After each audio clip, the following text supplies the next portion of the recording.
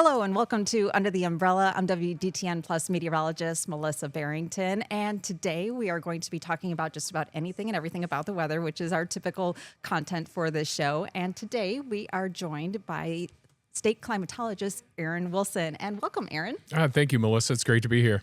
And many folks don't even know that Ohio has a state climatologist. What do you do? Yes, indeed. So it's all about delivering climate data and information that helps improve lives of Ohio citizens. And a lot of times we're engaging with decision makers or certainly working with our federal weather and climate partners throughout the country to bring that information to our state. And so it's a two-way communication. So we're bringing federal information down to the state level and state level back to things like the drought monitor to really help folks see what's happening here and help decision makers across the state. So you are really looking at the entire state. So you're the guardian for the entire state for us. Thank you very much. Wondering if we can recap a little bit of what happened last year. We had a big drought in Ohio, and then we went into the winter season. Can you kind of give us a recap of everything? Sure. So, obviously last year, the topic was the drought conditions and whether or not it was historic or not. Certainly that depends on your location. If you were in southeastern Ohio, certainly it was historic drought, one of the driest droughts that they've seen. Many folks talked about it being worse than 1988 for them. Here in the Miami Valley, of course, we remember 2012 in addition to 88 that probably were, historically a little bit worse than last year in terms of those conditions and the length of drought. But certainly we had big impacts to our agriculture last year, our farms, high fire risk throughout the Miami Valley and parts of western Ohio, even into the fall. So we were really hoping for a resurgence of soil moisture throughout the winter. And of course we had La Nina, right? La Nina conditions last winter. That usually means wetter than average conditions, but we didn't quite get as much as we had hoped for.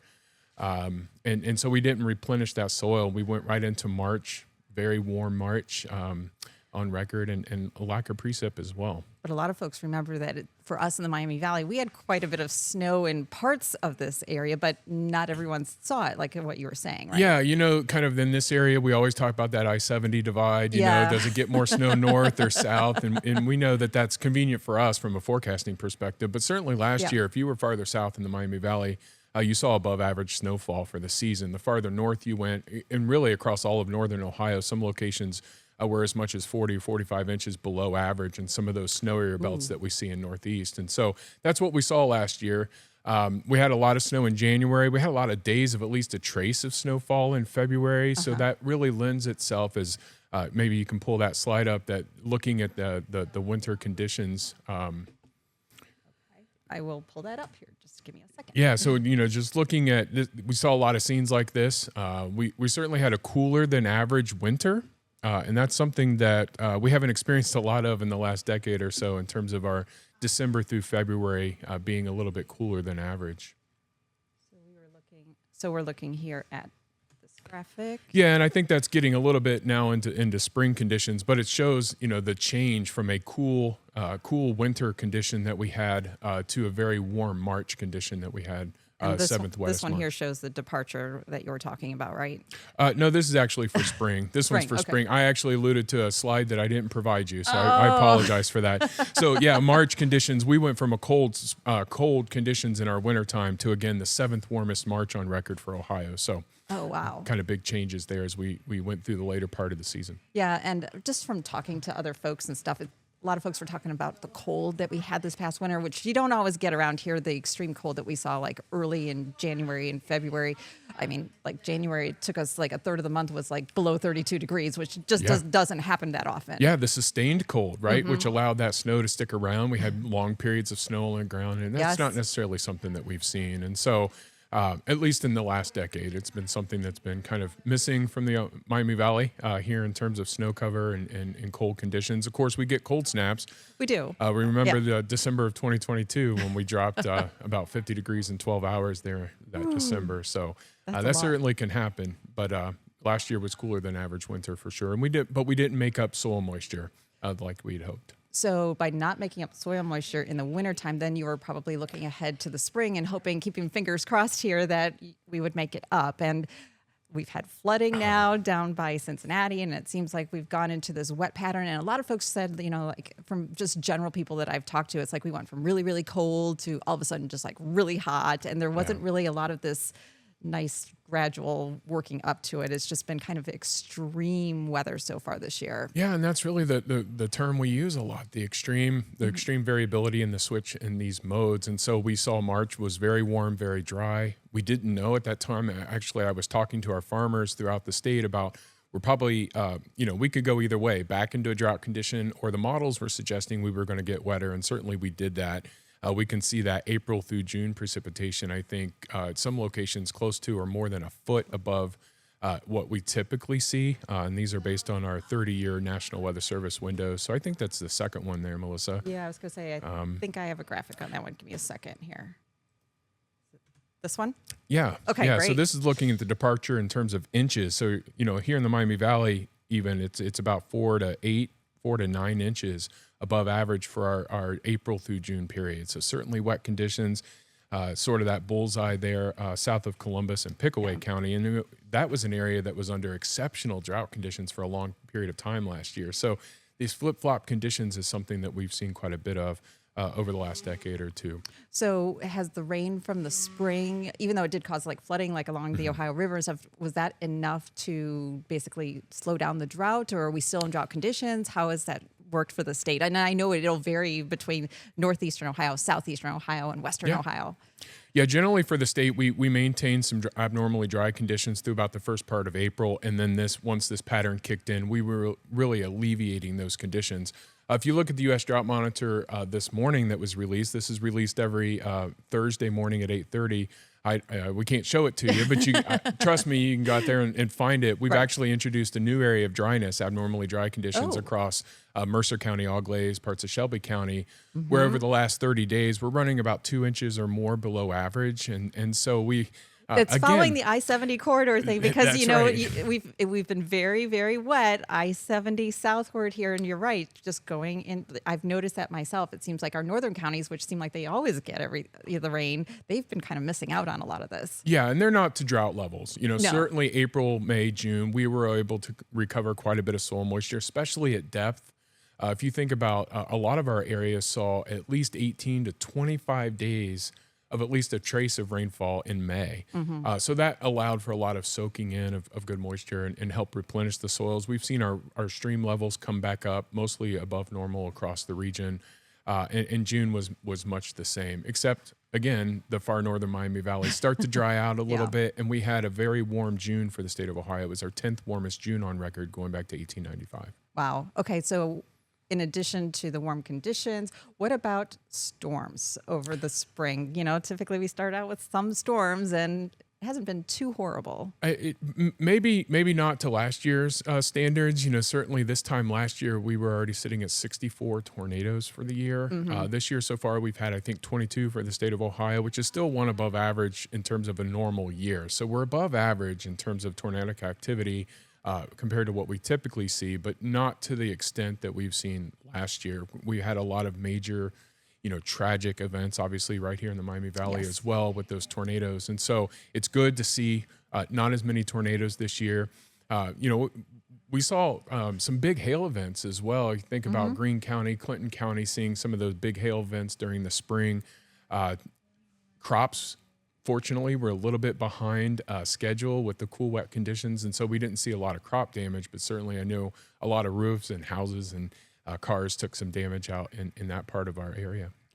Speaking of crops, so it's been wet for portions of the spring, and then we were coming out of a drought. So what has that done for the farmers so far for this season? I mean, it's kind of like haves and have-nots here. Yeah, so here in this region, it's been a big challenge. The planting season was a big challenge, especially as you got down east of Cincinnati into Brown, Claremont counties, Highland County, Adams County. Those were areas that really kind of suffered in terms of not being able to get crops in the ground in a timely fashion. So other areas, obviously where they were able to get crops in, good soil moisture has led to some good development. Although with the cool conditions, there were some nutrient issues. And so, from a farming or an ag perspective, the fields didn't look great earlier in the season with the cool conditions, kind of lime green corn coming up and things like that. But once they were able to get into the moisture and the nutrients were moving, things look pretty good. And we see corn starting to tassel now, starting to send those tassels up across the area. So they've done pretty well.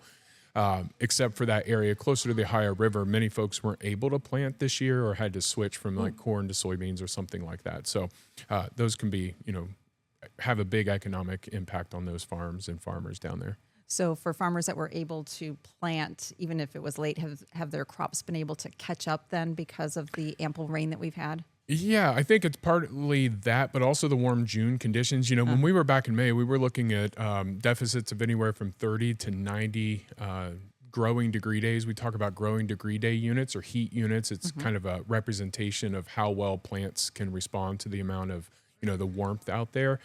With the cool May that we had, we were lagging those growing degree days, and so crops weren't growing very rapidly.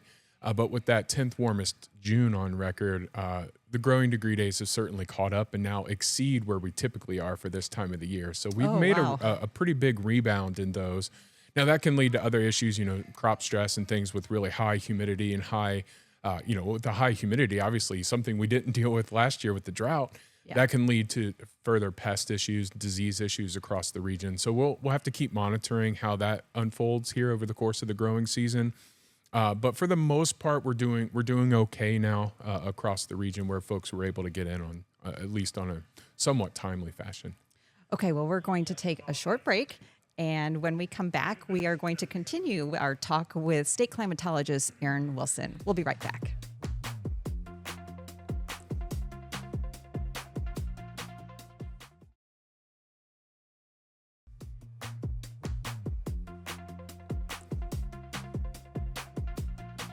Hello and welcome back to Under the Umbrella. I'm WDTN Plus meteorologist Melissa Barrington, and we are joined today by Aaron Wilson, who is the state climatologist for Ohio. This has been a really interesting conversation. In our first half, we kind of covered last summer, we did the winter, we kind of covered spring. So let's go from spring into the summer here. And we were talking a lot about the rain that has been happening and then how it just went from being cool to all of a sudden we are hot and humid, and folks, either you love it or you hate it. Yeah, exactly. Yeah. So this June, officially maybe not officially, obviously, but meteorologically officially, we talk about June, July, and August as our summer period. So we're already through 1 month here of our summer.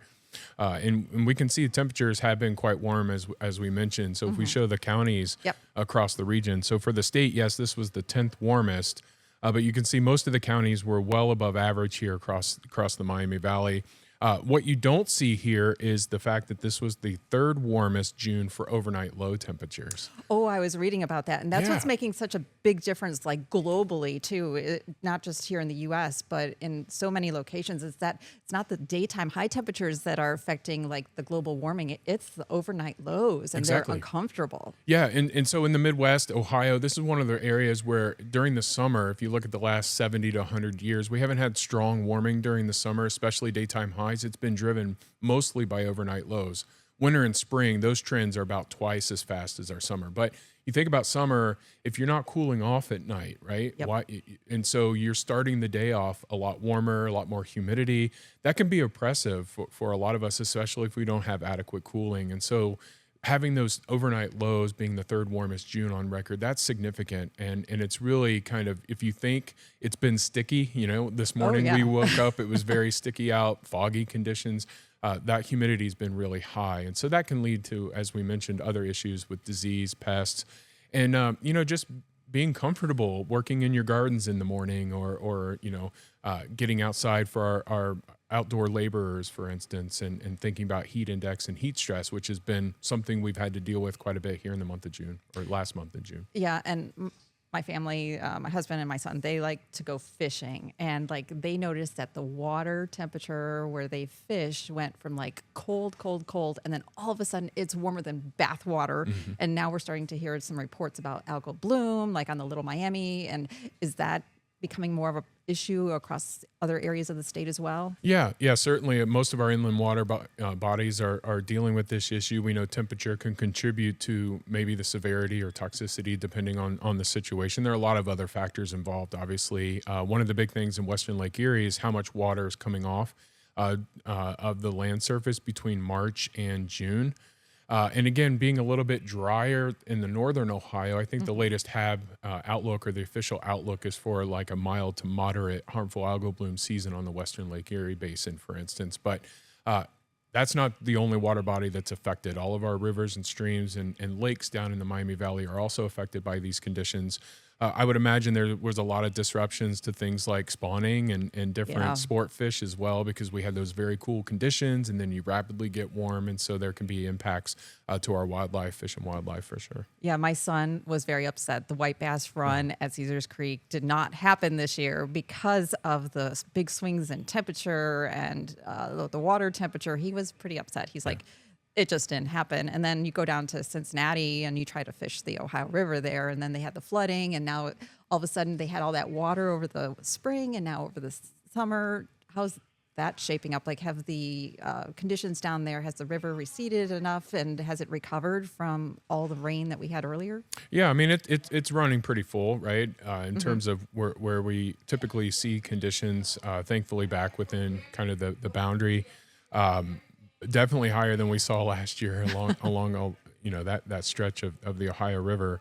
But with the soil conditions being really soggy, getting any widespread rainfall in the next couple of months will probably lead to, and even these isolated storms that we're seeing leading to further isolated flooding in areas. We typically get those summertime downpours that kind of sit over a particular, one individual area. And so we've seen a lot of our small creeks rapidly flooding. For instance, in Circleville last week, we had big flooding in the, kind of Kroger there in Circleville, but that's also throughout the Miami Valley. We're seeing wherever those localized heavy thunderstorms or showers are occurring, we've got plenty of soil moisture now, and it's going straight to runoff in a lot of conditions. But from what I'm hearing for folks who are avid gardeners, which I am not a gardener at all. But I'm hearing from folks that they're saying they're having a fantastic season, just, backyard gardener. Yeah, saving money, not having to water as much. Yeah. I think I've watered my fern a little bit, maybe one time, but that was it. So that's good from a cost savings perspective and a water usage for sure. Okay. So has the rain for the summer been, has it been, I assume it's been good for additional crops, but you were saying that north of I-70, it's been a little drier than what we would like. Yeah, so we can actually show the map of the June precipitation compared to average here, and we're going to kind of see that.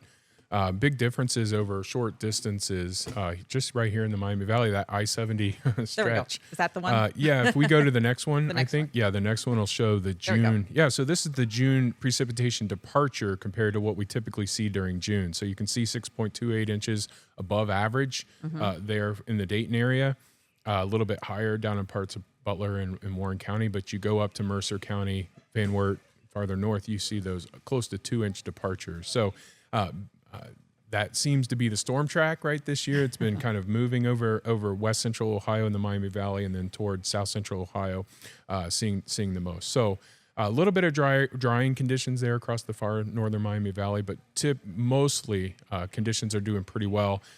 If you look at rivers and stream flows in that dry area, they have dropped there versus what we're seeing here down closer to Dayton and Cincinnati. Have you seen any other trends that we're in the middle of summer right now? So any other trends that you're seeing based on what has previously happened to where we're going here as we're going through the rest of summer, for example? Yeah, so the latest Climate Prediction Center outlooks really show this pattern persisting throughout the upcoming summer, where we're likely to be a little bit above average as we progress through July and August. It doesn't mean we're going to be above average every day or every week, but overall, when we get to the end of August or September, I think we're looking at a warmer than average summer from a climate perspective, and probably leaning toward wetter than average as well. Last year, you could almost watch the systems moving in from Indiana, and as soon as they hit the really dry conditions in Ohio, kind of fizzle out in west central Ohio. Preble County did okay compared to the rest of the Miami Valley, but this year we've got plenty of moisture that can feed those thunderstorms and sustain that pattern a little bit. So I think that's what we're going to see. These periods of scattered showers and thunderstorms throughout the upcoming summer with a little bit warmer than average conditions. I expect that's what we're going to continue to see, which is great for pollinating, pollination for our crops, our corn and soybeans and vegetables out there. It's looking like a pretty good forecast for growing season here.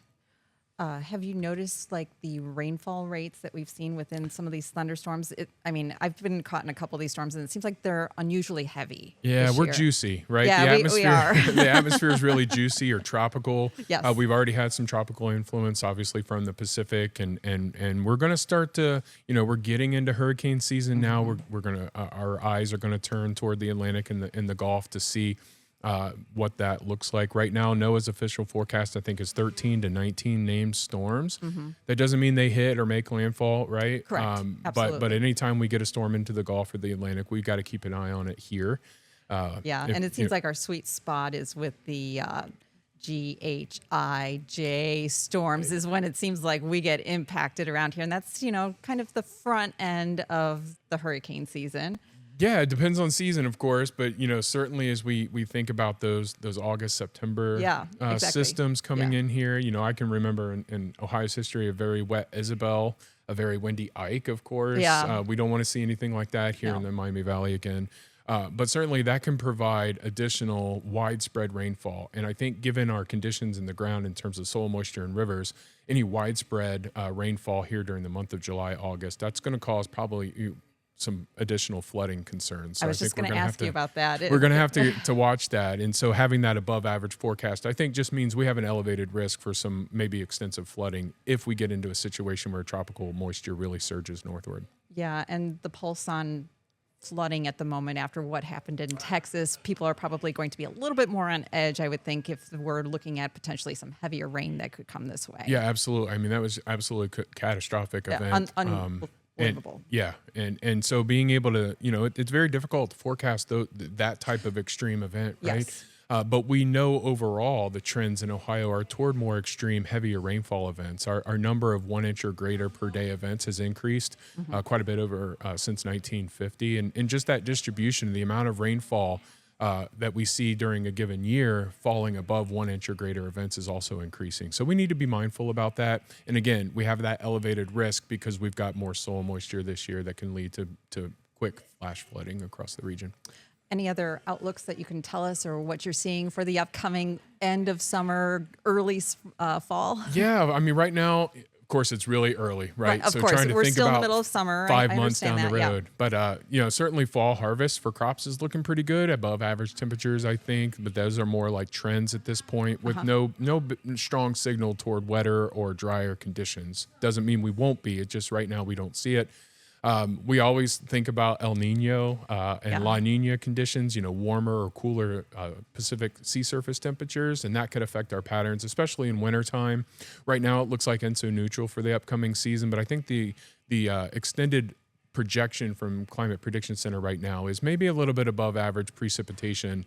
I think it's about a 48% chance of neutral this season and a 41% chance of La Nina, according to the last outlook. So we'll continue to watch that, of course. We've got time. And a snow lover like me that often suffers in the Miami Valley here, I would like another really snowy winter, personally. Well, yeah, a lot of folks would like to see that. Then they can go skiing and have more fun out in the snow. That's right. Well, this has been very interesting, and I would like to thank you so much for joining me today. And I'm sure we will have you back as another guest at another time once we go a little bit further into the winter season. Yeah. And thank you for joining us on Under the Umbrella. Hopefully you learned something new. And you can join us on Under the Umbrella Monday nights at 8 p.m. And if you have an idea for a topic, you can email me at undertheumbrella@wdtn.com.